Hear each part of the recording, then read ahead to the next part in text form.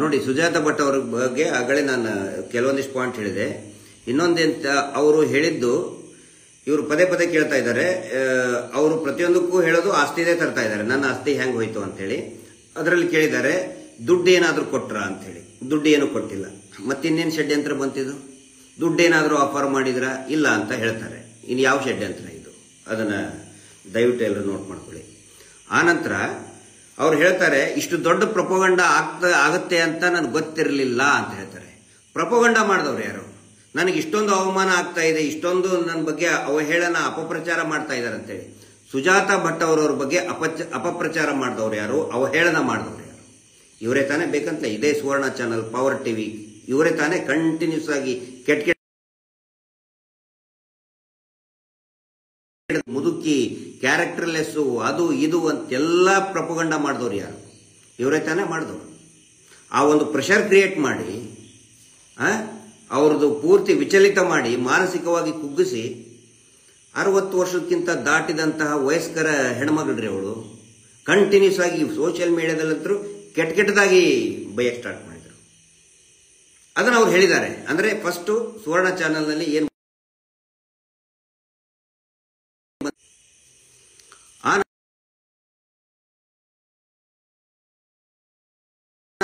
ಬಂದಿತ್ತು ಅಂತ ಹೇಳಿ ಆಗಲೇ ನಾನು ಎಕ್ಸ್ಪ್ಲನೇಷನ್ ಕೊಟ್ಟಿದ್ದೇನೆ. ಇನ್ನೊಂದ್ಸರಿ ಹೇಳ್ತಾ ಇದ್ದೇನೆ.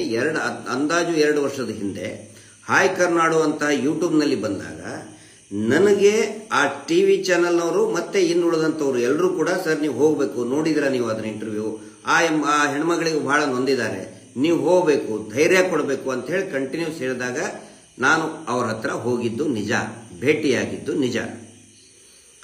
ಆನಂತರ ಡೆಲ್ಲಿಗೆ ಹೊರಡಿ ಅಂತ ಹೇಳಿದ್ರು. ಹೌದು, ಅದು ಕೂಡ ನಿಜ. ಯಾಕಂತ ಹೇಳಿದ್ರೆ, ನ್ಯಾಯಾಲಯಕ್ಕೆ ಒಂದು ಹೆಣ್ಮಗಳು ಏನಾದರೂ ಬಂದ್ರೆ ನ್ಯಾಯಾಲಯಕ್ಕೆ ಹೋಗುವಂತಹ ಒಂದು ಪ್ರಕ್ರಿಯೆ ಇರ್ತದೆ. ನೀವು ಕೇಳ್ಬೋದು ಡೆಲ್ಲಿಗೆ ಯಾಕಂತ. ಡೆಲ್ಲಿಗೆ ಯಾಕಂತ ಹೇಳಿದ್ರೆ, ಅಲ್ಲಿ ನಮಗೆ ಪರಿಚಯಸ್ಥರಿರುವಂತಹ ನೋಟೆಡ್ ಅಡ್ವೊಕೇಟ್ಗಳಿದ್ರು. ಬೆಂಗಳೂರಿನಲ್ಲಿ ಕೂಡ ಇದ್ರು. ಬೆಂಗಳೂರಿನಲ್ಲಿ ಕೂಡ ಮಾತಾಡ್ಸಿದ್ವಿ ಅವರಿಗೆ. ಅವ್ರು ಏನಂತ ಹೇಳಿದ್ರು, ಇದನ್ನ ಡೈರೆಕ್ಟ್ ಆಗಿ ಡೆಲ್ಲಿಯಲ್ಲಿನೇ ಅಂತಲೇ ಮಹಿಳಾ ಆಯೋಗ ಇರ್ತದೆ, ನ್ಯಾಷನಲ್ ವಿಮೆನ್ ರೈಟ್ ಕಮಿಷನ್ ಇದೆ, ಮಹಿಳಾ ಆಯೋಗ ಇದೆ ರಾಷ್ಟ್ರೀಯ. ಯಾಕಂದ್ರೆ ಇಲ್ಲಿ ನಾವು ಯಾರನ್ನು ಕೂಡ ನಂಬೋಕ್ಕಾಗೋದಿಲ್ಲ. ತಕ್ಷಣ ಇಲ್ಲಿ ಇವರಿಗೆ ನಕಲಿ ದೇವಮಾನ ಮೆಸೇಜ್ ಕೊಟ್ಬಿಡ್ತಾರೆ. ಮೆಸೇಜ್ ಕೊಟ್ಟು ಇನ್ನೇನಾದ್ರೂ ಇವ್ರ ಜೀವಕ್ಕೆ ಕುತ್ತ ಬರುತ್ತೋ ಅಂತ ಹೇಳ್ಕೊಂಡು ನ್ಯಾಯಾಲಯದ ಒಪಿನಿಯನ್ ತಗೊಳ್ಳೋದಕ್ಕೆ, ಮಹಿಳಾ ಆಯೋಗದ ಒಪಿನಿಯನ್ ತಗೊಳ್ಳೋದಕ್ಕೆ, ಅವ್ರ ಮುಂದೆ ಹಾಜರುಪಡಿಸೋದಕ್ಕೆ ದೆಹಲಿಗೆ ಹೊರಡಿ ಅಂತೇಳಿ ಅವ್ರನ್ನ ದೆಹಲಿಗೆ ಕರ್ಕೊಂಡು ಹೋಗಿದ್ ನಿಜ. ಇದು ಮಾಡಬಾರ್ದ? ಯಾವ್ದಾದ್ರು ಒಂದು ಹೆಣ್ಮಗಳು ನಂದು ಹಿಂಗೆ ತೊಂದರೆ ಆಗಿದೆ, ತೊಂದರೆ ಅಂದ್ರೆ ಏನು? ನಮ್ಮ ಮುಂದೆ ಹೇಳಿದ್ದೇನೋ, ಅತ್ಯಾಚಾರ ಆಗಿದೆ ನನ್ನ ಮಗಳ ಮೇಲೆ, ನನ್ನ ಮಗಳನ್ನ ಕೊಂದು ಹಾಕಿದ್ದಾರೆ ಅಂತ ವಯಸ್ಸಾದಂತ ಒಂದು ಹೆಣ್ಮಗಳು ಹೇಳಿದ ಬಳಿಕ ಮಹಿಳಾ ಆಯೋಗಕ್ಕಾಗಲಿ ಅಥವಾ ಅಡ್ವೊಕೇಟ್ಗಳಿಗಾಗಿ ಹತ್ರ ಅದು ಕಳಿಸಬಾರ್ದ? ಇನ್ನೇನು ಮಾಡಬೇಕು? ಏನು ಆಪ್ಷನ್ ಇದೆ ಇಲ್ಲಿ? ಪೊಲೀಸ್ ಸ್ಟೇಷನ್ಗಂತೂ ಕಳ್ಸಕ್ಕಾಗಲ್ಲ. ಪೊಲೀಸ್ ಸ್ಟೇಷನ್ ಅವರು ಯಾವ ಕೇಸ್ ರಿಜಿಸ್ಟರ್ ಮಾಡೋದಿಲ್ಲ ಈ ದೇವಮಾನ ಅವರು ಇದ್ರ ಮೇಲೆ. ಇಲ್ಲಿ ಪದೇ ಪದೇ ಇದೇ ಇಂಟರ್ವ್ಯೂನಲ್ಲಿ ಹೇಳಿದ್ದಾರೆ, ನೋಡಿ ನನ್ನ ಆಸ್ತಿ ಅವ್ರ ಪಾಲಿಗೆ ಹೆಂಗ್ ಹೋಯ್ತು, ನನ್ನ ಆಸ್ತಿ ಅವ್ರ ಪಾಲಿಗೆ ಹೆಂಗ್ ಹೋಯ್ತು ಅಂತ ಹೇಳಿ ಪದೇ ಪದೇ ಕೇಳಿದ್ದಾರೆ. ಮತ್ತೆ ಇವರು ಒತ್ತು ಕೊಟ್ಟು ಕೇಳ್ತಾ ಇದ್ದಾರೆ, ನಿಮಗೆ ಯಾರು ಹೇಳಿದ್ರು ಹೇಳಿ ಹೇಳಿ ಅಂತ ಹೇಳಿ. ಅವಾಗ ಅವ್ರು ಹೇಳ್ತಾರೆ, ಗಿರೀಶ್ ಮಟ್ಟಣ್ಣ, ಜಯಂತ್ ಟಿ, ಮಹೇಶ್ ಶೆಟ್ಟಿ ತಿಮ್ಮರೋಡಿ ಹಿಂಗೆಲ್ಲ ಹೇಳ್ತಾರೆ. ಅದು ಯಾಕೆ ಹೇಳಿದ್ರು ಅನ್ನೋದು ಕೂಡ ನಿಮಗೆ ಸ್ವಲ್ಪ ಹೊತ್ತಿನಲ್ಲಿ ಗೊತ್ತಾಗುತ್ತೆ. ಇದರಲ್ಲಿ ನೋಡಿ, ನಮಗೆ ಹಾಗಿದ್ರೆ ನಿಮಗೆ ಪರಿಚಯನೇ ಇಲ್ವಾ ಅಂತ ನೀವು ಕೇಳ್ಬೋದು. ಖಂಡಿತ ಪರಿಚಯ ಇದ್ದಾರೆ. ಯಾವಾಗ? 2 ವರ್ಷದ ಹಿಂದೆ. ಬಹಳ ಸಹಜವಾಗಿ ಒಂದು ಪ್ರಶ್ನೆ ಬರ್ತದೆ, ನೀವು ಯಾಕೆ ವೆರಿಫೈ ಮಾಡಲಿಲ್ಲ ಅಂತ ಹೇಳಿ.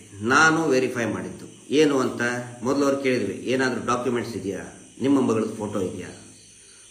ಇದು ನನಗೆ ಭೇಟಿಯಾಗಿ 3-4 ತಿಂಗಳ ಮೇಲೆ. ನಾನು ನೋಡಿ ಅವರು ಮಾತಾಡ್ತಾ ಇರಲಿಲ್ಲ. ಅವ್ರ ಮನೆಗೆ ಹೋದಾಗ ಅವ್ರ ಜೊತೆಗೆ ಇನ್ನೊಬ್ಬ ವ್ಯಕ್ತಿ ಇದ್ದ. ಅವ್ರ ಹೆಸರು ಅದು ಪ್ರಸಾದ್ ಅಂತ ಇದೆ, ಹೆಸರು ಸರಿಯಾಗಿದ್ದನಿಲ್ಲ. ತುಂಬಾ ಏಜ್ ಆಗಿತ್ತು, ಮತ್ತೆ ಬೆಡ್ ರಿಡನ್ ಇದ್ರು. ವಯಸ್ಸಾದ ಅಜ್ಜ ಅಜ್ಜಿ, ಪಾಪ ಏನು ತೊಂದರೆ ಆಗ್ತಾ ಇದೆ ಎಲ್ಲವೂ ಕೂಡ ಕೇಳ್ಕೊಂಡೆ ಅವ್ರ ಕಡೆಯಿಂದ. ಅವ್ರು ಹೇಳಿದ್ರು, ನಿಮ್ ಗಂಡನ ಅಂತ ಕೇಳಿದೆ. ಇಲ್ಲ, ನಮ್ ಗಂಡ ಅಲ್ಲ, ನಾವು ಲಿವಿಂಗ್ ರಿಲೇಷನ್ ಅಲ್ಲಿ ಇದೀವಿ. ಲಿವಿಂಗ್ ರಿಲೇಷನ್ ಅಂತ ಹೇಳಿದ್ರೆ ಈ ಪ್ರಾಯದ ಅಂದ್ರೆ ಯುವತಿಯರು ಲಿವಿಂಗ್ ರಿಲೇಷನ್ ಇರ್ತಾರಲ್ಲ, ಆ ಥರ ಅಲ್ಲ. ಇವರಿಗೂ ಕೂಡ ನನಗೂ ನೋಡ್ಕೊಳಕ್ ಯಾರಿಲ್ಲ. ಆ ನಂತರ ಈ ವ್ಯಕ್ತಿಗೂ ಕೂಡ ರಾಮ್ ಪ್ರಸಾದ್ ಅಂತೇನೋ ಇರ್ಬೋದು ಅವ್ರ ಹೆಸರು, ಮೇ ಬಿ ಪ್ರಸಾದ್ ಅಂತ ಇದೆ. ಇವರಿಗೂ ಮಕ್ಕಳು ನೋಡ್ಕೊಳ್ತಾ ಇಲ್ಲ. ಹಿಂಗಾಗಿ ನಾವು ಒಬ್ರಿಗೊಬ್ರು ಆಸರೆಗೋಸ್ಕರ ಇದೀವಿ ಅಂತ ಹೇಳಿದ್ರು. ಹಿಂಗಾಗಿ ಆಯ್ತು, ಮಗಳ ಫೋಟೋ ತೋರಿಸಿ ಅಂತ ಹೇಳಿದ್ರು. ಕೊಡ್ಲಿಲ್ಲ. ಆನಂತರ ಮತ್ತಿನ್ನೊಬ್ರು ನಮ್ಮ ಸ್ನೇಹಿತರು ಈ ಯೂಟ್ಯೂಬ್ ಇದರಲ್ಲೇ ಮಾಧ್ಯಮದವರೇ ಒಬ್ರು ಹೋದ್ರು, ಜಯಂತರು ಕೂಡ ಆ ಟೈಮಿಗೆ ಹೋದ್ರು. ಸರ್ ನಾನು ಕೇಳ್ತೀನಿ ಅಂತೇಳಿ ಹೇಳಿದೆ. ನೋಡಪ್ಪ ಮತ್ತಿನ್ನೇನಾದರೂ ಬೇರೆ ಅಲಿಗೇಷನ್ಸ್ ಮಾಡಬಾರ್ದು, ವಯಸ್ಸಾದವ್ರು ಇರ್ತಾರೆ. ಇಲ್ಲ ಸರ್ ನಾನು ನೋಡ್ಕೊಂಡು ಹೋಗ್ತೀನಿ, ಮಾತಾಡ್ಕೊಂಡು ಹೋಗ್ತೀನಿ, ಅವ್ರೇನು ತೊಂದರೆ ಇಲ್ಲ ಅಂತ ಹೋಗಿ ಕೇಳಿದ್ರು. ಒಂದು ಫೋಟೋ ಕೊಟ್ಟರು. ಅವಾಗ ಆ ಫೋಟೋನ ನಾವು ಕ್ರಾಸ್ ಚೆಕ್ ಮಾಡಿದ್ವಿ. ಅದು ಏನದು ಫ್ಯಾಕ್ಟ್ ಚೆಕಿಂಗ್ ಇದರಲ್ಲಿ ಚೆಕ್ ಮಾಡಿದ್ವಿ. ಅದು ಸುಳ್ಳು ಅಂತ ಬಂತು. ಅವಳು ಕಳಿಸಿದಂತಹ ಫೋಟೋ ಯಾವುದೋ ಒಂದು ಮಾಡೆಲ್ ಥರ ಇತ್ತು, ಯೆಲ್ಲೋ ಕಲರ್ ಫೋಟೋ ಕಳಿಸಿದ್ರು, ಮಾಡೆಲ್ ಥರ ಬಂತು. ಅದಕ್ಕೆ ನಾನು ಗೊತ್ತಾಯ್ತು, ನನಗೆ ಇಂಟ್ರೆಸ್ಟ್ ತೋರಿಸಲಿಲ್ಲ. ಆವಾಗ ಮತ್ತೆ ಇವರೇ ಫೋನ್ ಮಾಡಿದರು. ಫೋನ್ ಮಾಡಿದಾಗ ಸರ್ ನನಗೆ ಹಿಂಗಾಗಿದೆ, ಸ್ವಲ್ಪ ಹೆಲ್ಪ್ ಮಾಡಿ, ಏನಾದರೂ ನೀವು ನನಗೆ ಏನಾದರೂ ನನಗೆ ನ್ಯಾಯ ದೊರಕಿಸ್ಕೊಡಿ ಅಂತ ಪದೇ ಪದೇ ನಾನು ಹೇಳಿದೆ. ನೋಡಿ ನೀವು ಕಳಿಸಿರೋ ಫೋಟೋ ಅದು ಸುಳ್ಳಿದೆ, ಹ್ಯಾಂಗೆ ನಂಬೋದು? ಇಲ್ಲ ಸರ್ ಅದೇ ಥರ ಇದ್ಲು, ನನಗೆ ಬಹಳ ಮಾನಸಿಕ ಆಗಿದೆ, ಮಗಳ ಬಗ್ಗೆ ಬಹಳ ನನಗೆ ತೊಂದರೆಯಲ್ಲಿದ್ದೀನಿ ಅಂತ ಹೇಳಿದರು. ಆಮೇಲೆ ಮತ್ತಿನ್ನೇನು ಮೇ ಬಿ ಮಗಳನ್ನ ಕಳ್ಕೊಂಡಿದ್ದಾಳೆ, ಮಗಳನ್ನ ಕಳ್ಕೊಂಡಿರೋದಕ್ಕೆ ಈ ಥರ ಏನಾದರೂ ಇದು ಮಾಡಿರ್ಬೇಕು. ಬಟ್ ನಿಮ್ಮ ಫೋಟೋ ತೋರಿಸ್ಬೇಕಂದ್ರು ಫೋಟೋನೂ ತೋರಿಸಲಿಲ್ಲ, ಏನೂ ತೋರಿಸಲಿಲ್ಲ. ಬರ್ತ್ ಸರ್ಟಿಫಿಕೇಟ್ ಆಗಲಿ LC ಆಗಲಿ ಏನೂ ತೋರಿಸಲಿಲ್ಲ. ಅವಾಗಿನ ಥರ ನಾನು ಕಂಪ್ಲೀಟ್ ಸುಮ್ಮನಾಗಿಬಿಟ್ಟೆ, ಏನು ಅದ್ರ ಬಗ್ಗೆ ಇದು ಮಾಡೋದು ಬೇಡ ಅಂತೇಳಿ.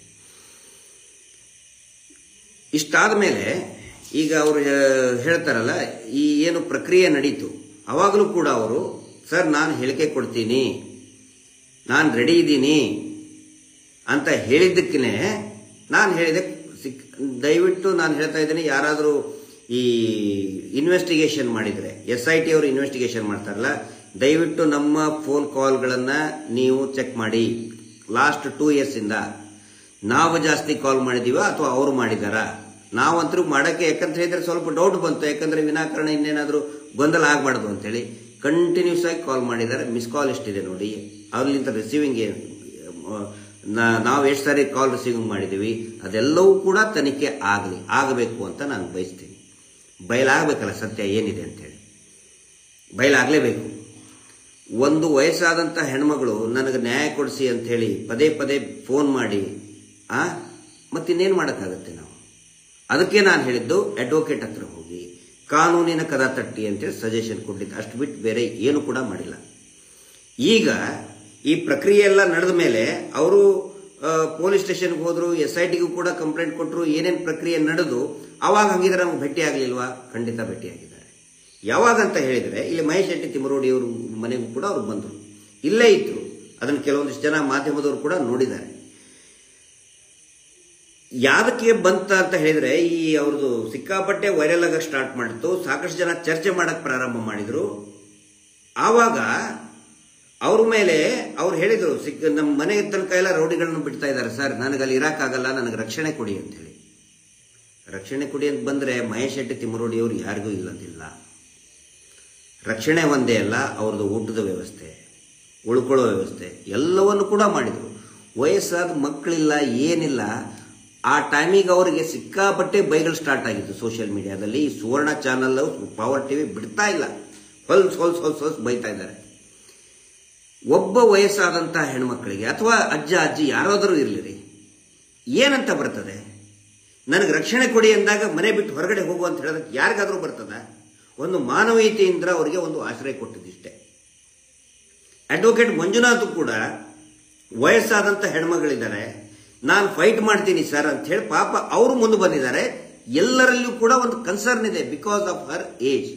ಮತ್ತು ಮಗಳನ್ನ ಕಳ್ಕೊಂಡಿದ್ದೀನಿ, ಮಗಳ ಅತ್ಯಾಚಾರ ಆಗಿದೆ ಅನ್ನೋ ಒಂದು ಕಾರಣಕ್ಕೆ ಪ್ರತಿಯೊಬ್ಬರು ಕೂಡ ಮಾನವೀಯತೆ ದೃಷ್ಟಿಯಿಂದ ಮಾತ್ರ ಅವ್ರ ಕಡೆ ಬಂದಿತ್ತು.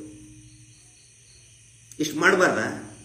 ಆ ನಂತರ ಒಂದೊಂದು ಹೇಳಿಕೆಗಳು ಬೇರೆ ಬೇರೆ ಚೇಂಜ್ ಆದವು. ನಾನು CBIದಲ್ಲಿ ಕೆಲಸ ಮಾಡಿದ್ದಿಲ್ಲ ಅಂತ ಹೇಳಿದ್ರು, ಎಲ್ಲವೂ ಸ್ಟಾರ್ಟ್ ಆಯಿತು. ಈ ಸುವರ್ಣ ಚಾನಲ್ ಅಲ್ಲಿ ಕಂಟಿನ್ಯೂಸ್ ಆಗಿ ಟ್ರೋಲ್ ಮಾಡ್ತಾ ಇದ್ದಾರೆ, ಕೆಟ್ಟದಾಗ ಸುದ್ದಿ ಆಗ್ತಾ ಇದ್ದಾರೆ. ನನಗೆ ಹೇಳ್ತಾ ಇದ್ರು, ನೀವು ರಿಯಾಕ್ಷನ್ ಕೊಡಿ, ರಿಪ್ಲೈ ಕೊಡಿ. ನಾನಂತ ಹೇಳಿದೆ, ನಾನು ಇದನ್ನಾದ ನಂತರ ಅದ್ರ ಬಗ್ಗೆ ನಾನು ತಲೆ ಕೆಡಿಸ್ಕೊಳ್ಳೋದು ಬಿಟ್ಬಿಟ್ಟಿದ್ದೀನಿ. ಬಟ್ ಸೀನಿಯರ್ ಒಬ್ಬ ಹೆಣ್ಮಗಳಿದ್ದಾಳೆ ಅಂತೇಳಿ ನಾನು ಖಂಡಿತ ಅಟೆಂಡ್ ಮಾಡಬಹುದು ಅಂತ ಇಷ್ಟ ಹೇಳಿದೆ. ಬಟ್ ನಾನು ವೆರಿಫೈ ಮಾಡಿಲ್ಲ ಅಂತ ಹೇಳಿದ್ರೆ ಡಾಕ್ಯುಮೆಂಟ್ಸ್ ಬಗ್ಗೆ ನಾನೇ ಹೆಂಗೆ ಹೇಳಿ, ನಾನು ಯಾರು ಮಾತಾಡೋದಕ್ಕೆ? ಸೊ ಅದಕ್ಕೆ ಆಯ್ತು ಬಿಡು ಅಂತ ಹೇಳ್ಕೊಂಡು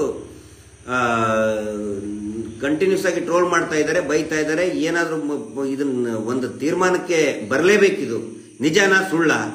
ಇವ್ರು ಹೇಳ್ತಾ ಇರೋದು ನಿಜಾನ ಸುಳ್ಳ ಅಂತ ಹೇಳ್ಕೊಂಡು ಅವರು ನಾನು ಕರೆದೆ ಅವರಿಗೆ, ಕರೆದೆ, ಅಮ್ಮ ನಿಜ ಹೇಳಿ, ಇದೇ ಮಾತು ಹೇಳ್ತಾ ಇದ್ದೇನೆ, ಒಂದೇ ಒಂದು ವರ್ಡ್ ಕೂಡ ಚೇಂಜ್ ಇಲ್ಲ ನಾನು ಮಾತಾಡಿದ್ರಲ್ಲಿ. ಅಮ್ಮ ನಿಜ ಹೇಳಿ, ನೀವು ದೊಡ್ಡವರು, ತಾಯಿ ಸಮಾನ, ನನ್ನನ್ನು ನಿನ್ನ ಮಗನ ಥರ ನೋಡು, ತಿಳ್ಕೊಳ್ಳಿ.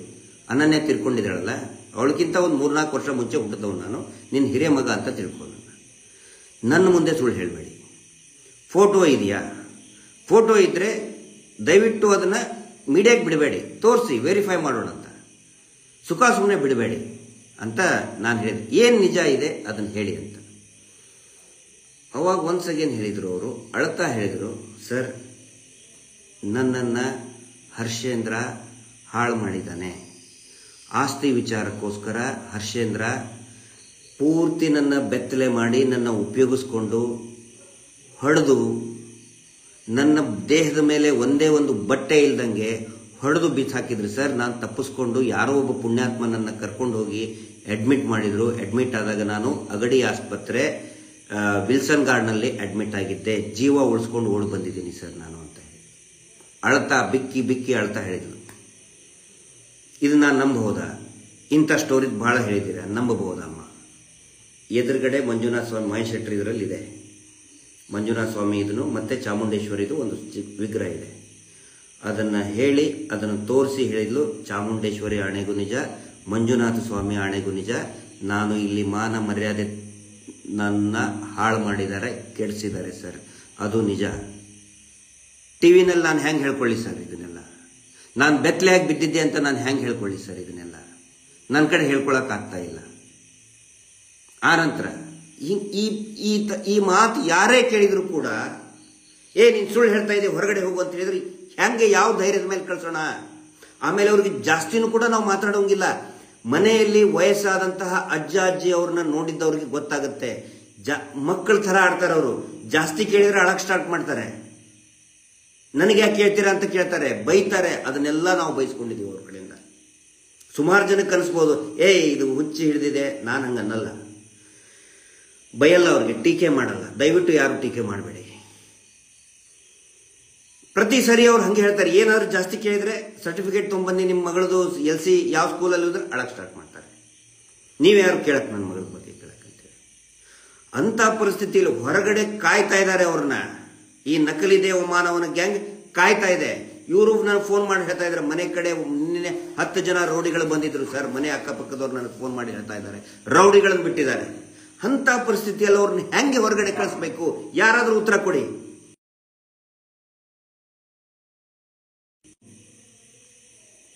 ಅದಕ್ಕೆ ಆಯ್ತು, ಇರುವಷ್ಟು ದಿನ ಇರಲಿ ಅಂತ ಹೇಳ್ಕೊಂಡು ಮತ್ತೆ ಅವ್ರು ಫೋಟೋ ರಿಲೀಸ್ ಮಾಡಿದ್ರೆ, ಫೋಟೋ ರಿಲೀಸ್ ಮಾಡೋದು ನಾವಾಗಲಿ ಅಡ್ವೊಕೇಟ್ ಆಗಲಿ ಸಜೆಸ್ಟ್ ಮಾಡಿಲ್ಲ, ಅವರಾಗ್ಲೇನೆ ರಿಲೀಸ್ ಮಾಡ್ತೀವಿ ಅಂದಿದ್ದಕ್ಕೆ ಮಂಜುನಾಥ್ ಅವ್ರು ಆಯ್ತಪ್ಪ ನೀವೇ ತೋರಿಸ್ರಿ, ನಾವ್ ಯಾಕೆ ರಿಲೀಸ್ ಮಾಡೋಣ. ಆಮೇಲೆ ಮತ್ತೆ ಅದಕ್ಕೆ ಇನ್ನೇನೇನೋ ಸ್ಟಾರ್ಟ್ ಆಯ್ತು. ಹಿಂಗಾಗಿ ನಾವು ಸೈಲೆಂಟ್ ಆಗಿಬಿಟ್ವಿ. ಆದ್ರೆ ನನಗನ್ನಿಸ್ತಾ ಇತ್ತು ಇದಕ್ಕೊಂದು ಎಂಡ್ ಆಗಬೇಕು ಅಂತೇಳಿ. ಎಂಡ್ ಇವತ್ತು ಆಗಿದೆ, ಮೇ ಬಿ ಆಗಿದೆ. ಯಾಕೆ ಎಂಡ್ ಆಗಿದೆ ಅಂತ ಹೇಳಿದ್ರೆ, ಸ್ವಲ್ಪ ಹೊತ್ತಿನ ಹಿಂದೆನೆ ಒಬ್ಬರಿಗೆ ಮಾತಾಡಿ ಅವರು ಹೇಳಿದ್ದಾರೆ, ಸುವರ್ಣ ಚಾನಲ್ನವರು ರೌಡಿಗಳನ್ನ ಬಿಟ್ಟು ನನ್ನನ್ನ ಬಲವಂತವಾಗಿ ಕಾರ್ನಲ್ಲಿ ಕೂಡಿಸಿ ದೂರಾಗಿ ಕರ್ಕೊಂಡು ಹೋಗಿ ಹಿಂತಿಂತವ್ರು ನಿನಗೆ ತಲೆ ತುಂಬಿದ್ರು ಅಂತ ಹೇಳಲೇಬೇಕು ಅಂತ ಹೇಳಿದ್ದಕ್ಕೆ ನಾನು ಹೇಳಿದ್ದೀನಿ ಅನ್ನೋ ಮಾತನ್ನ ಅವರು ಆಡಿದ್ದಾರೆ. ಅದಕ್ಕೆ ಅವರು ವಿಡಿಯೋ ರೆಕಾರ್ಡಿಂಗ್ ಕೂಡ ಮಾಡಿದ್ದಾರೆ. ಮೇ ಬಿ ಅದು ಬಿಡ್ತಾ ಇದ್ದಾರೆ. ಅವರೇ, ಯಾರು ಸುಜಾತಾ ಭಟ್ ಅವರೇ ಕಾಲ್ ಮಾಡಿ ಹೇಳಿದ್ದು, ನನಗೆ ಹಿಂಗೆ ಹೆದರಿಕೆ ಆಗ್ತಾ ಇದೆ. ಆಮೇಲೆ ಇವರು ಕೂಡ ಕಾಲ್ ಮಾಡಿದ್ದಾರೆ. ಇವ್ರು ಮಿಸ್ ಕಾಲ್ ಬಂದ ಮೇಲೆ ಅವರು ಕೂಡ ಕಾಲ್ ಮಾಡಿದ್ದಾರೆ, ಏನಾಯ್ತು ಅಂತ ಕೇಳಕ್ಕೆ. ಅವ್ರಿಗೂ ಕೂಡ ಗೊತ್ತಿಲ್ಲ, ಮೇ ಬಿ ಅಭಿ ಅವರು ಮಾಡಿರ್ಬೋದು. ಅಭಿ ಅವರು ಮತ್ತು ಅವ್ರ ಜೊತೆಗೆ ಇನ್ನೊಬ್ರು ಇದ್ರು. ಅವ್ರಿಗೆ ಇಮಿಡಿಯೇಟ್, ಯಾಕಂದ್ರೆ ಅಭಿ ಅಂದ್ರೆ ಬಹಳ ಪ್ರೀತಿ ಅವ್ರಿಗೆ. ಅಭಿಗೆ ನಮ್ಮ ಜೊತೆಗಿರೋರು ಅಂತ ಎಲ್ಲರಿಗೂ ಕೂಡ, ಸಮೀರ್ ಆಗಲಿ ಅಭಿ ಆಗಲಿ, ಚಿಕ್ಕ ಚಿಕ್ಕ ಹುಡುಗರು ಎಲ್ಲರಿಗೂ ಪ್ರೀತಿ. ಅಭಿ ಅಂತ ಹೇಳಿದ್ರೆ ಪ್ರೀತಿ, ಅಭಿ ಅಭಿ ಅಂತ ಹೇಳ್ಕೊಂಡು ಪಾಪ ಭಯದಲ್ಲಿ ಮಾತಾಡಿದ್ದಾರೆ. ಅದನ್ನು ಕೂಡ ರಿಲೀಸ್ ಮಾಡ್ತಾರೆ.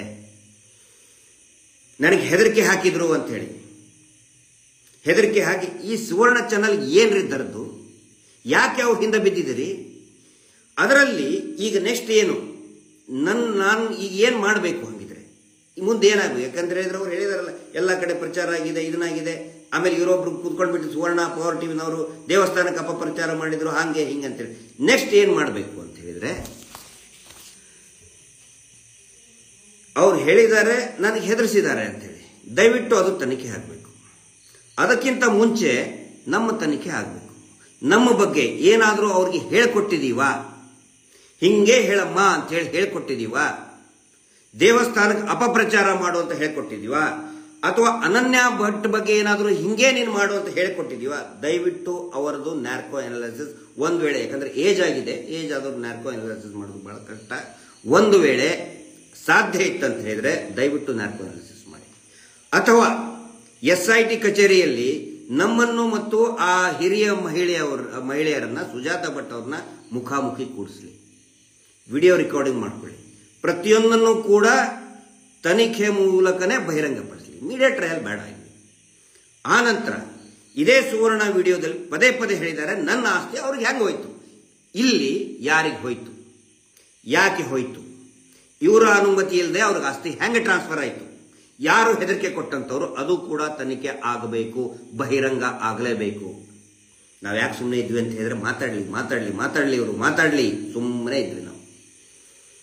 ಈಗ ಅದು ಸತ್ಯ ಹೊರಗಡೆ ಬರುವಂತ ಕಾಲ ಬಂದಿದೆ. ಬೇಕಲ್ಲ, ಇವ್ರದ್ದು ಸಹಿ ಇಲ್ದೇನೆ ಪರಿಕದಲ್ಲಿರುವಂತಹ ಇವರ ಪಿತ್ರಾರ್ಜಿತ ಆಸ್ತಿ ಇದೇ ವೀರೇಂದ್ರ ಜೈನ್ ಹೆಸರಿನಲ್ಲಿದೆ. ಅಂದ್ರೆ ಇವರು ಅಲ್ಲಿ ಒಂದೇನೋ ದೊಡ್ಡದು ರಿಸಾರ್ಟ್ ಮಾಡ್ಕೊಂಡಿದ್ದಾರೆ. ಅಲ್ಲಿ ನಮ್ಮ ರಿಸಾರ್ಟ್ ಹುಡ್ಕೊಳ್ತಿರಲ್ಲಪ್ಪ, ಈ ರಿಸಾರ್ಟ್ ಹೆಂಗ್ ಬಂತು ಅಂತ ಹುಡುಕ್ರಿ, ಮೊದಲು ರಿಸಾರ್ಟ್ ಆಗಿದೆ. ಆ ನಂತರ ಇವರು ಟ್ರ್ಯಾಕ್ ಏನಾದರೂ ಇರಲಿ, ಹಿಂದೆ ಇವರು ಎಲ್ಲಾದ್ರೂ ಕೆಲಸ ಮಾಡಿರಲಿ, ಅನನ್ಯ ಬಗ್ಗೆ ಏನಾದರೂ ಇರಲಿ, ಎಲ್ಲಾದ್ರೂ ಕಲ್ತಿರಲಿ, ಇವರ ಮೇಲೆ ಅತ್ಯಾಚಾರ ಆಗಿದೆಯಾ ಇಲ್ಲ ಕನ್ಫರ್ಮ್ ಮಾಡ್ಕೊಳ್ಳಿ ಮೊದಲು. ಈ ಮಾತು ಯಾಕೆ ಹೇಳ್ತಾ ಇದ್ದೀನಿ ಅಂತ ಹೇಳಿದ್ರೆ, ಯಾವುದೇ ಒಂದು ಹೆಣ್ಣುಮಗಳು ತನ್ನ ಮೇಲೆ ಆದಂತಹ ಅವಮಾನವನ್ನ, ಅತ್ಯಾಚಾರ ಅನ್ನೋದೊಂದು ಭೀಕರವಾದಂತಹ ಅಪಮಾನ ಹೆಣ್ಣಿಗೆ ಅಂತ ತಿಳ್ಕೊತಾರೆ. ನಿಜವಾಗ್ಲೂ ಹೆಣ್ಣಿಗೆ ಅಪಮಾನ ಅಲ್ಲ, ಮಾಡಿದವನಿಗೆ ಅಪಮಾನ. ಅದು ಮಾಡಿದ್ದು ನಿಜನ ಇಲ್ಲ, ಅದ್ರ ಬಗ್ಗೆ ಇನ್ವೆಸ್ಟಿಗೇಷನ್ ಆಗಬೇಕು. ಇದುವರೆಗೂ ಕೂಡ ಈ ಸುಜಾತ ಭಟ್ ಅವರು ದೂರನ್ನ ಕೊಟ್ಟಿದ್ದು ಇಬ್ಬರ ಮೇಲೆ, ಈ ಧರ್ಮಾಧಿಕಾರಿ ಮತ್ತು ಅವರ ತಮ್ಮ ಹರ್ಷೇಂದ್ರ ಜೈನ್ ಮೇಲೆ. ಅವರಿಬ್ಬರನ್ನು ಕರೆಸೇ ಇಲ್ಲ. ಈಗ ಬರೀ ನಮಗೆ ಅರ್ಧ ಅಂತ ಹೇಳಿದ್ರೆ, ಇನ್ನು ಅರ್ಧ ಸತ್ಯ ಗೊತ್ತಾಗಬೇಕು ಅಂತ ಹೇಳಿದ್ರೆ, ಆರೋಪಿತ ಸ್ಥಾನದಲ್ಲಿರೋರ್ನ, ಅವರು ಯಾರು ಆರೋಪಿತರಂತ ಹೇಳ್ತಾ ಇದ್ದಾರೆ, ಅವ್ರನ್ನ ಕರಿಬೇಕು ಮೊದಲು. ಇದುವರೆಗೂ ಅವ್ರನ್ನ ಕರೆದಿಲ್ಲ. ಅವ್ರ ಜೊತೆಗೆ ಈ ವಿಷಯದ ಬಗ್ಗೆ ಯಾವುದೇ ಟಿವಿ ಚಾನಲ್ ಮಾತಾಡ್ಲಿಲ್ಲ, ಯಾವುದೇ ಸೋಷಿಯಲ್ ಮೀಡಿಯಾ ಪ್ಲಾಟ್ಫಾರ್ಮ್ದವ್ರು ಮಾತಾಡ್ಲಿಲ್ಲ, ಯಾರು ಮಾತಾಡ್ಲಿಲ್ಲ. ಬರೀ 60 ವಯಸ್ಸು ದಾಟಿದಂತ ಅಜ್ಜಿ ಹಿಂದೆ ಎಲ್ಲರೂ ಬಿದ್ದುಬಿಟ್ಟಿದ್ದಾರೆ. ಸೋಷಿಯಲ್ ಮೀಡಿಯಾದಲ್ಲಿ ಬಿಟ್ಟಿದ್ದಾರೆ, ಟಿವಿ ಚಾನಲ್ ಒಂದೇ ಹೆದರ್ಸ್ತಾ ಇದ್ದಾರೆ. ಆರೋಪಿತ ಸ್ಥಾನದವರು ಇದುವರೆಗೂ ಯಾರು ಕೇಳಿಲ್ಲ, ಪೊಲೀಸ್ ಸ್ಟೇಷನ್ಗೂ ಕರೆಸಲಿಲ್ಲ, SIT ಅವರು ಕರೆಸಲಿಲ್ಲ. ಸತ್ಯ ಹೆಂಗ ಗೊತ್ತಾಗಬೇಕು ಸ್ವಾಮಿ? ನಮ್ಮ ಬಗ್ಗೆ ಹೇಳ್ತಿರಲ್ಲ, ನಾವು ಕತೆ ಕಟ್ಟಿದ್ವಿ. ಬುರುಡೆ ಗ್ಯಾಂಗ್, ಲೋಫರ್ ಅಜಿತ್ ಜೈನ್, ನಿನ್ಗೆ ಅಪ್ಪ ಅಮ್ಮ ಇದಾರೆ ಇಲ್ಲೋ ನೋಡ್ಕೊ ನೀನು. ಆ ಇನ್ನೊಂದು ಹೆಣ್ಮಗಳು ಕೇಳ್ತಾ ಇದ್ದಾರೆ, ಅವ್ರಿಗಾದ್ರೂ ಅಪ್ಪ ಅಮ್ಮ ಇದಾರೋ, ಅಜ್ಜ ಅಜ್ಜಿ ಇದಾರೋ ಇಲ್ಲ ಅಂತ ಗೊತ್ತಿಲ್ಲ. ಕೆಟ್ಟದಾಗ ಟ್ರೋಲ್ ಮಾಡ್ಕೊಂಡು ಬಂದ್ರಿ. ಅವ್ರು ಹೇಳ್ತಾ ಇದಾರಲ್ಲ, ಇಷ್ಟೊಂದು ಅಪಮಾನ ಆಗ್ತಾ ಇದ್ದೀರಿ, ಅಪಪ್ರಚಾರ ಆಗ್ತದೆ ನನಗೆ ಗೊತ್ತಿದ್ದಿಲ್ಲ. ಹೌದ್ರಿ, ಕಂಟಿನ್ಯೂಸ್ ಆಗಿ ಟ್ರೋಲ್ ಮಾಡ್ತೀರಾ, ಕಂಟಿನ್ಯೂಸ್ ಆಗಿ ಬೈತೀರಾ, ಕ್ಯಾರೆಕ್ಟರ್ಲೆಸ್ ಅಂತೀರಾ, ಹೊಲ್ಸೋಸ್ ಬೈತೀರಾ ಅವ್ರಿಗೆ, ಮತ್ ಮಾನಸಿಕವಾಗಿ ಕುಗ್ಗದೆ ಇನ್ನೇನ್ ಮಾಡ್ತಾರೆ? 100% ನಿಜ. ನಾನು ಹೇಳಕ್ ಬರಲ್ಲ ಅತ್ಯಾಚಾರ ಆಯ್ತು ಹಿಂಗಾಯ್ತು, ಅದ್ರ ಅವರು ಪಾಪ ಮುಜುಗರಕ್ಕೆ ಒಳಗಾಗಿದ್ದಾರೆ. ಹೇಳ್ಕೊಳಕ್ಕೆ ಅವ್ರಿಗೆ ಬಾಯ ಬರ್ತಾ ಇಲ್ಲ. ಒಂದು ಆಸ್ತಿನೂ ಹೋಯ್ತು, ಮಾನ ಮರ್ಯಾದೆನೂ ಹೋಯ್ತು, ಹೊಡೆದು ಹಾಕಿದ್ರು ನನ್ನ ಮಾತು ಯಾರು ಕೇಳಕ್ ರೆಡಿ ಇಲ್ಲ ಅಂದಿದ್ದಕ್ಕೆ ಸೌಜನ್ಯ ಹೋರಾಟ ಮತ್ತೆ ಪ್ರಾರಂಭ ಆದಾಗ ಧೈರ್ಯ ತಗೊಂಡು ಬಂದಿದ್ದಾರೆ. ಈ ಮಾತನ್ನು ಕೂಡ ಅನೇಕ ಸಾರಿ ಹೇಳಿದ್ದಾರೆ. ಇದನ್ನೆಲ್ಲ ನಾನು ಹೌದು ಅವ್ರು ಕರೆಕ್ಟು ಅಂತ ನಂಬಲಿ ಅಂತ ನಾನು ಹೇಳ್ತಾ ಇಲ್ಲ. ನಂಬುವಂಥ ಪರಿಸ್ಥಿತಿಯಲ್ಲಿ ನಾವು ಇಲ್ಲ, ನೀವು ಇಲ್ಲ, ಯಾರು ಇಲ್ಲ. ಆದರೆ ಅವರಿರುವಂಥ ಸಿಚುವೇಶನ್ ಕೂಡ ನಾವು ಅರ್ಥ ಮಾಡ್ಕೋಬೇಕಾಗ್ತದೆ. ವಯಸ್ಸಾದಂಥವ್ರು ಯಾವ್ಯಾವ ಟೈಪು, ನಮ್ಮ ಮನೆಯಲ್ಲೇ ನನಗೆ ಬೇಜಾರಾಗ್ತಿತ್ತು. ಆಮೇಲೆ ನಾವು ಇದನ್ನ ಮಾಡ್ತಾ ಇದ್ವಿ ನೋಡಿ. ಈ ಎಕ್ಸ್ಪೀರಿಯನ್ಸ್ ಎಲ್ರಿಗೂ ಆಗಿರ್ತದೆ. ಅಜ್ಜ ಅಜ್ಜಿ ಇದ್ದಂಥವ್ರು ತಂದೆ ತಾಯಿ ವಯಸ್ಸಾದ್ಮೇಲೆ ಮಗುವಿನ ಥರ ಬಿಹೇವ್ ಮಾಡ್ತಾರೆ. ನಾವು ಸಮಾಧಾನದಿಂದ ಇರಬೇಕು. ನನಗೂ ಇವತ್ತಿಗೂ ಕೂಡ ಒಂದು ದುಃಖ ಕಾಡ್ತದೆ. ಅಪ್ಪ ಇದ್ದಾಗ ಒಂದು ಸರಿ ನಾನು ಸಿಟ್ಟಲ್ಲಿ ಮಾತಾಡ್ಬಿಟ್ಟೆ ಅಂತೇಳಿ ಹಂಗ ಆಗ್ತದೆ. ಅವ್ರ ಮೇಲೆ ಒಂದು ಮಾನವೀಯತೆ ಕಾಳಜಿ ಇಟ್ಕೊಂಡು ಹೆಲ್ಪ್ ಮಾಡಿದ್ದು ಎಲ್ಲರೂ ಕೂಡ. ಇವತ್ತಿಗೂ ಕೂಡ ನಾನು ಅವರಿಗೆ ಬೈಯೋದಿಲ್ಲ, ಟೀಕೆ ಮಾಡೋದಿಲ್ಲ. ಯಾರು ಟೀಕೆ ಮಾಡಬೇಡಿ. ನಮ್ಮ ಮನೆಯಲ್ಲಿರುವಂತಹ ಅಜ್ಜ ಅಜ್ಜಿ ಅಂತ ತಿಳ್ಕೊಂಡು ಸುಮ್ಮನಾಗಬೇಡಿ. ಸತ್ಯ ಹೊರಗಡೆ ಬಂದೇ ಬರ್ತದೆ. ಯಾಕೆ ಬಂದೇ ಬರುತ್ತೆ ಅಂತ ಹೇಳಿದ್ರೆ, ನಾನು ಕ್ರಾಸ್ ವೆರಿಫೈ ಯಾಕೆ ಡಿಫೆಂಡ್ ಮಾಡ್ಕೋತೀನಿ ಅಂತ ಹೇಳಿದ್ರೆ, ಕ್ರಾಸ್ ವೆರಿಫೈ ಮಾಡ್ಬೇಕಾದ್ರೆ 2 ವಿಷಯ ನನಗೆ ಗೊತ್ತಾಗಿತ್ತು. ಏನು ಅಂತ ಹೇಳಿದ್ರೆ, ಇವರು ಇಲ್ಲೇ ಪರಿಕದವರು, ಉಡುಪಿ ಹತ್ತಿರ ಪರಿಕದವರು. ಅದು ನನಗೆ ಹೇಳಿದ್ರು, ಅದು ಕನ್ಫರ್ಮ್ ಮಾಡಿದರು. ಇವರ ತಂದೆ ಗುರುರಾಜ್ ಉಪಾಧ್ಯಾಯ ಅಂತ ಹೇಳಿ ದೊಡ್ಡ ಹೆಸರಿದೆ, ಗೌರವಿತ ಹೆಸರಿದೆ. ಅವ್ರದ್ದು ಆಸ್ತಿ ಇತ್ತು. ಆ ನಂತರ ಆಸ್ತಿ ಇದೇ ಧರ್ಮಸ್ಥಳದ ನಕಲಿ ದೇವಮಾನವನಿಗೆ ಟ್ರಾನ್ಸ್ಫರ್ ಆಗಿದೆ. ಬಹಳ ಮುಖ್ಯವಾಗಿ ನಾವು ಗಮನಿಸಬೇಕಾಗಿರೋದು, ಇವರ ಅನುಮತಿ ಇಲ್ಲದೇ ಟ್ರಾನ್ಸ್ಫರ್ ಆಯಿತು. ಯಾವಾಗ ಇದು ವಿಷಯ ಗೊತ್ತಾಯಿತು ಅವಾಗ ಹೌದು ದೇರ್ ಇಸ್ ಸಮಥಿಂಗ್.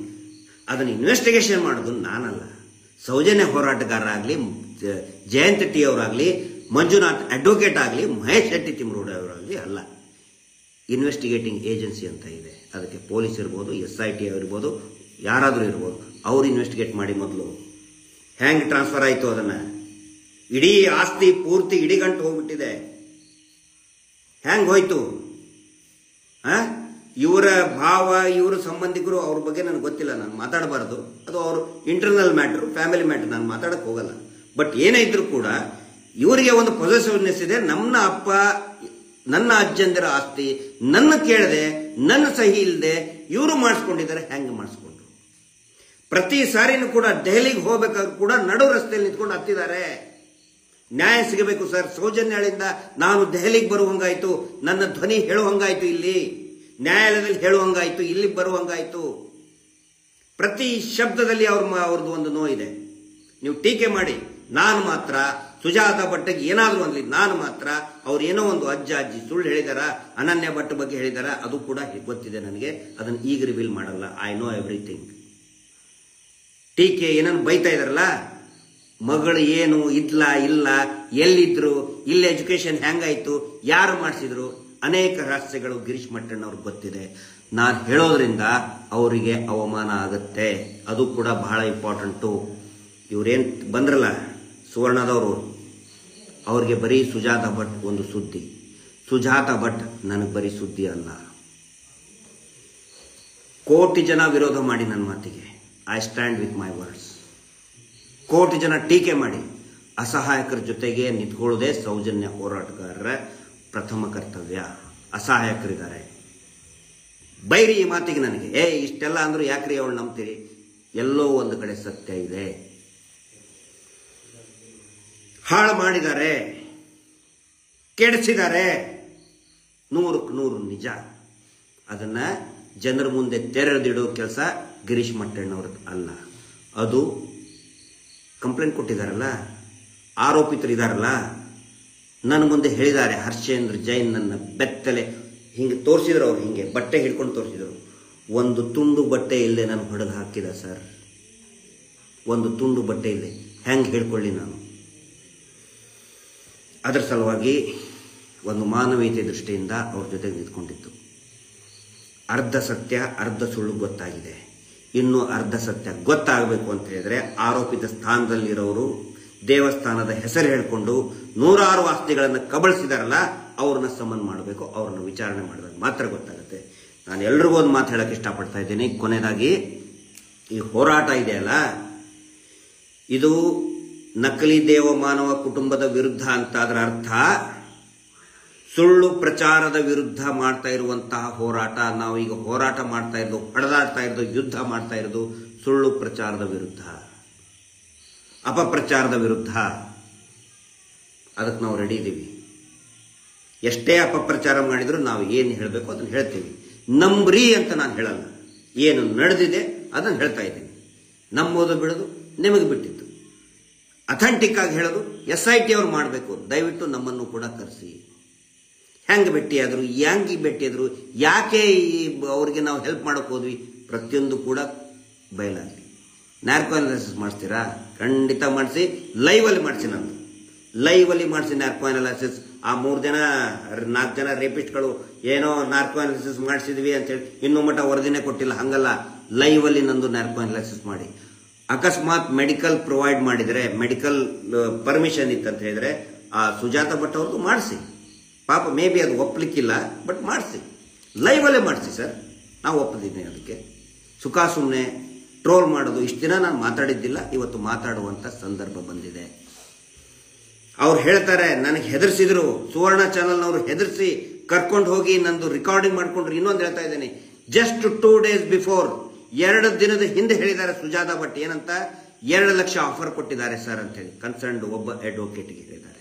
ಅವ್ರು ಹೇಳಿದ್ದಾರೆ, ನೀನು ಒಂದೇ ₹1 ತಗೊಂಡ್ರು ಕೂಡ ಅದು ಲಂಚ ತಗೊಂಡಂಗೆ, ನೀನು ತಗೋಬೇಡಮ್ಮ ಅಂತ ಹೇಳಿದ್ದಾರೆ. ಆಯ್ತು ಸರ್ ತಗೊಳ್ಳಲ್ಲ ಅಂತ ಹೇಳಿದ್ದಾರೆ. ಪಾಪ ತಗೊಂಡಿಲ್ಲ ಅವರು. ಏನಾಗಿದೆ ಗೊತ್ತಿಲ್ಲ ನಮಗೆ. ಒಂದು ಟಿವಿ ಚಾನಲ್ ಅವರು ಅವ್ರಿಗೆ ಆಫರ್ ಮಾಡಿದ್ರಂತೆ, ಯಾವುದೋ ಒಂದು ಟಿವಿ ಚಾನಲ್, ಹೆಸರು ಬೇಡ, ಆಫರ್ ಮಾಡಿದ್ರಂತೆ. ಬೇಡ ಸರ್ ನಾನು ಆಮೇಲೆ ತಗೊಳ್ಳಲ್ಲ ಅಂತ ಹೇಳಿದ್ರಂತ ಅವರು. ಇಷ್ಟೆಲ್ಲ ನಡೆದಿದೆ, ನಾವು ಸುಮ್ಮನೆ ಕೇಳಿಸ್ಕೊಳ್ತಾ ಇದ್ವಿ. ನಮಗೂ ಇತ್ತು ತೆರೆ ಬೀಳಬೇಕು ಅಂತೇಳಿ. ಮೇ ಬಿ ಇವತ್ತು ತೆರೆ ಬೀಳ್ತದೆ ಅಥವಾ ನಾಳೆ ತೆರೆ ಬೀಳ್ತದೆ, ಬೀಳಲೇಬೇಕು. ಏನೇ ಆದರೂ ಕೂಡ ದಯವಿಟ್ಟು ಕೊನೆಯದಾಗಿ ನಾನು ರಿಕ್ವೆಸ್ಟ್ ಮಾಡ್ಕೊಳ್ತಾ ಇದ್ದೀನಿ, ಅವ್ರನ್ನ ಟೀಕೆ ಮಾಡಬೇಡಿ. ಸುಜಾತ ಭಟ್ ಅವರು ನಮ್ಮ ಅಜ್ಜ ಅಜ್ಜಿನೋ ಏನೋ ಹೇಳಿದ್ದಾರೆ, ಆದರೆ ಅವರು ಹಾಳಾಗಿದ್ದು ಕೂಡ ನಿಜ. ಸಪೋರ್ಟ್ ಮಾಡ್ತಿರೋ ಬಿಡ್ತಿರೋ ನಿಮಗೆ ಬಿಟ್ಟಿತ್ತು. ಬಟ್ ತನಿಖೆಗೆ ಮಾತ್ರ ನಮ್ಮನ್ನು ಹೆಂಗೆ ಕರೆಸ್ತಿರೋ, ಆರೋಪಿತ ಸ್ಥಾನದಲ್ಲಿದ್ದವ್ರು ಕರೆಸಿದರೆ ಮಾತ್ರ ಇದು ಹೊರಗಡೆ ಬಿಡ್ತದೆ ನಿಜ. ಇಲ್ಲ ಅಂದರೆ ಸುಮ್ಮನೆ ಟ್ರೋಲ್ ಮಾಡ್ತಾ ಮತ್ತು ಸುಳ್ಳುಗಳನ್ನು, ಇದು ಸುಳ್ಳಿನ ಸಾಮ್ರಾಜ್ಯ ಆಗಿದೆ. ನಾವು ಹೋರಾಡ್ತಾ ಇರೋದು ನಕಲಿ ದೇವಮಾನವನ ವಿರುದ್ಧ ಹೋರಾಡೋದು ಅಂತ ಹೇಳಿದ್ರೆ, ಸುಳ್ಳು ಅಪಪ್ರಚಾರದ ವಿರುದ್ಧ ಹೋರಾಟ ಮಾಡ್ದಂಗೆ ನಾವು ರೆಡಿ ಇದ್ದೀವಿ. ಏನಾದರೂ ಅನ್ಕೊಳ್ಳಿ. ಗುಡ್ ನೈಟ್, ನಮಸ್ತೆ. Justice for Soujanya. ಸುದ್ದಿ 18 ಸದಾ ನಿಮ್ಮೊಂದಿಗೆ.